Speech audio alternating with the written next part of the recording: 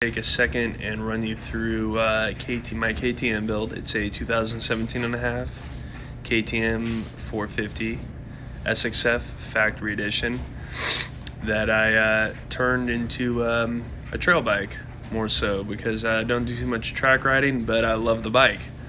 And so here's my build. So here is my 17 and a half factory edition 450 SXF, and ran into a lot of problems when I was looking for parts for this bike, and seeing if anyone else might have had the same problems. Run you through how to turn one of these motocross bikes into a trail-friendly absolute beast. So start back here. I did the Polysport swing arm guards. These aren't necessary at all, but I liked them. I thought they looked cool, and you know, for 36 bucks, can't really beat it. And step over here real quick. This bike in factory form, I believe, is a 52 rear sprocket, 1352. Went ahead and did the twin ring Renthal, 52 rear, left the stock 13 front, did a gold X ring on it, Renthal chain also. Running a IROC M5B rear tire. Usually run this around 12 PSI. I'm not running a tubeless system, just a heavy duty tube. Move up here. This bike usually has a orange fender. I opted to do a white rear fender to make it look more like a 19. I think it just looks cool, so went ahead and did that. Got your Fastway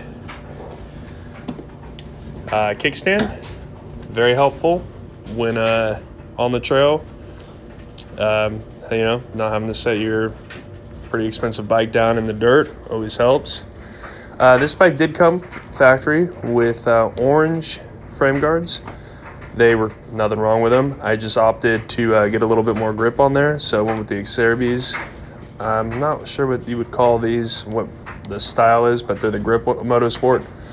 A lot of these parts I bought on Motorsport and Rocky Mountain, and Slavens as well. So I went with the Enduro Engineering slave cylinder guard.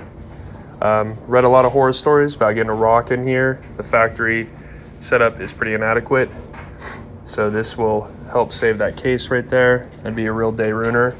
The zip tie racing, bought this at Slavens Racing. 10 micron filter, just peace of mind. And then I did a fuel line reroute to keep this line free flowing as possible. P3 Carbon, can't speak highly enough of this company. Really awesome product, perfect fit, and they really make the bike look good. And again, peace of mind. Move under here real quick.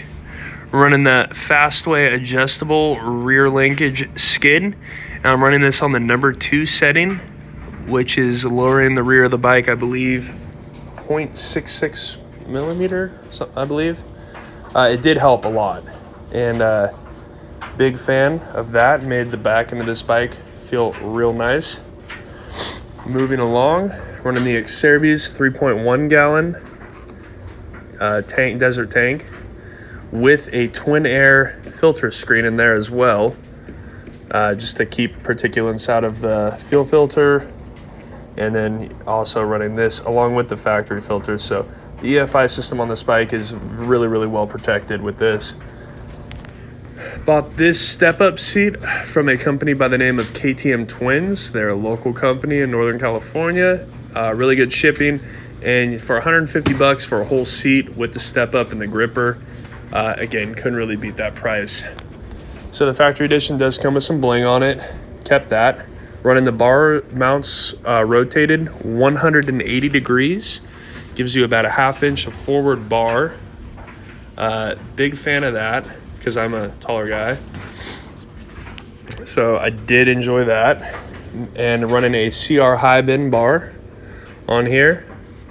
I saw, watching a lot of videos, you know, Cody Webb and all those guys, moving their starter over to this side much more natural with the clutch in, just to hit it, then, you know, reach around and have it all the way over there. So this was a cool mod. Actually, just rotate the switch underneath the triple here, and I ran a zip tie around it just to, you know, make sure everything stays secured. But that was a cool free mod.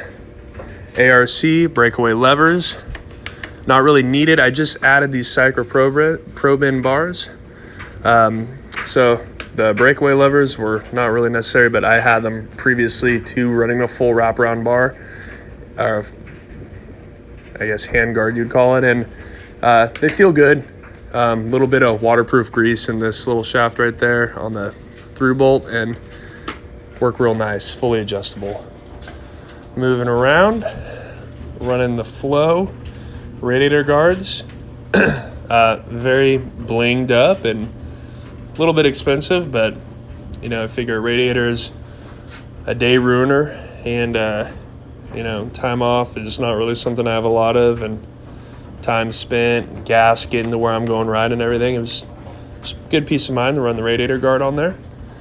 Running the E-line fork guards, not necessary at all, but I thought they were pretty cool, so went ahead and ran that. Enduro Engineering Extreme Skid. You can buy this for an XCW. It will fit. I have had a lot of problems finding mine for the SXF, so I just purchased one for the XCW, and it was a direct fit. Moving around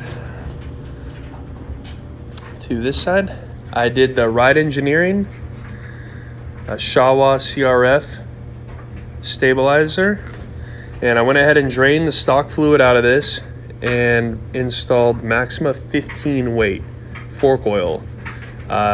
Works really nice. I mean, it's not going to take the place of a Scott's or a GPR or anything like that, but it does work, and it feels pretty good. So if anyone was thinking about doing that, I know a lot of guys I know were on the fence with it. This is a pretty cool mod to do with a little bit thicker oil. Have P3 pipe guard on the stock header, clutch cover as well, and let's see here, running a Blaze Racing ECU remap on this. Real quick turnaround, and the flame outs reduced on this bike tremendously. It was a night and day difference to ride this bike with a stock map versus the Blaze trail tuning. Real cool. Just, you know, drop a message in with your ECU when you send it in, you know, tell him what kind of riding you do, and he will send you a really cool map. I used to ride all the time in map 2 with these EFI bikes, and I hardly ever even take it out of 1. It is a monster. Big fan of that. That was one of my favorite mods I've done. And these right here are actually Amazon special. I believe they were $37. And these, I mean, I was a test guy on these. My friends wanted them, I wanted them. So I went ahead and, instead of buying the Flows, I said, hey, I'm gonna, you know, give a little try on these. Pull all these out, red Loctite. I got about 10 hours of ride time on these. Freely hinge. I mean, these were good money spent. So far, so good. They haven't broke, so I keep the stock ones in my riding bag, you know, just in case. But you know, you can't really beat them for the price. And they look great too. The anodizing's not bad at all for what they are, but not sure how they're gonna hold up. So far, so good. Stock foot controls for now. I do have some Tusk stuff on the way. Other than that, this is my bike, and it is pretty set up for what I do out here, and works pretty good for what I use it for, which is mostly trail. All right.